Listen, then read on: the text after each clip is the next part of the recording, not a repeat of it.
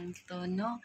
Ayan, Ate Lintik, happy 5th year anniversary sa YT World. Love you, te. Alam mo, nagpapasalamat kami dahil may isang ate namin at may isang Team Lintik na laging nandyan, mapagmahal at lumilingon kasi baka may pulis. Ayan, so, thank you so much. At saka kay Sel, thank you rin dahil lagi kang nakaalalay sa amin lahat kahit mga busy kami. Ayan, so, again, happy 5th year anniversary and I love you and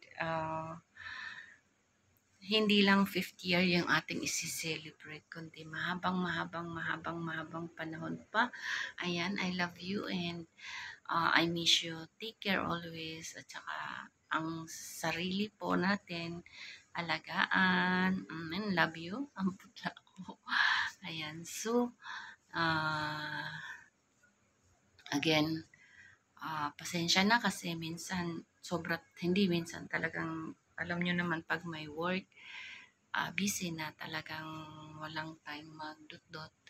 Kaya yan, again, happy 5th year anniversary, ate. I love you, I love you, I love you. Ayan, so, stay strong. Love you.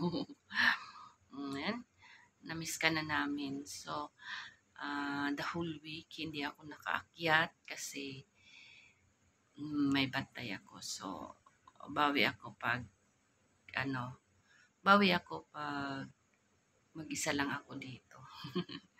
Na kahit may ginagawa, at least pasilip-silip, pabalik-balik dito sa room ko. Ayan, so again, happy 5th year anniversary. Magkasunod lang tayo. So, ikaw yung nauna talaga sa amin.